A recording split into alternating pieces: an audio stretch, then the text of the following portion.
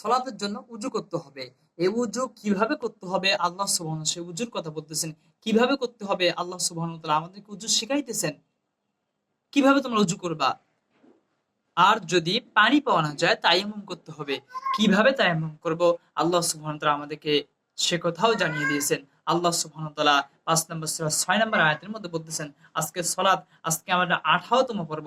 আল্লাহ সুবহানাহু ওয়া তাআলা ৫ নম্বর সূরা ৬ নম্বর আয়াতের মধ্যে রব্বুল আলামিন বলতেছেন, ইয়া আইয়ুহাল্লাযিনা আমানু ইযা কুমতুম ইলাস সালাত ফাগসিলু উজুহাকুম ওয়া আইদিয়াকুম ইলাল মারাফিকি ওয়ামসাহু বিরুউসিকুম ওয়া আরজুলাকুম ইলাল কা'বাইন।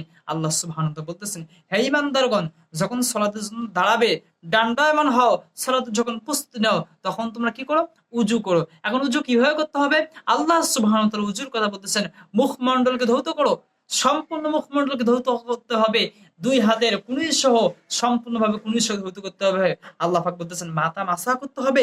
২ পায়ের যে টাকনুগুলো আছে, টাকনু সহ ধৌত করতে হবে। আল্লাহ সুবহানাহু ওয়া তাআলা সালাতের কথা বলছেন, সালাতের জন্য উযুর প্রয়োজন। উযু কিভাবে করতে হবে সে আল্লাহ সুবহানাহু বলছেন। এরপর আল্লাহ সুবহানাহু বলতেছেন, যদি তোমরা অপবিত্র হও তাহলে তোমরা গোসল করে নাও।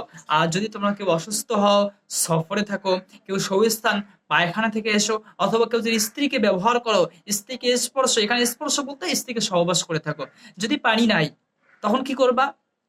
এখন আপনি তো আমরা অপবিত্র, স্ত্রী ব্যবহার করেছেন, আপনি শৌস্থান থেকে এসেছেন, আপনি অসুস্থ বা সফরে আছেন, পানি নাই, আল্লাহ বলছেন পবিত্র মাটি দ্বারা তায়াম্মুম করো। কিভাবে তায়াম্মুম করতে হবে? আল্লাহ সুবহানাহু ওয়া তাআলা বলেন, মুখমণ্ডল হাতকে মাসাহ করো। আল্লাহ তোমাদের উপর কোনো কষ্ট দিতে চান না।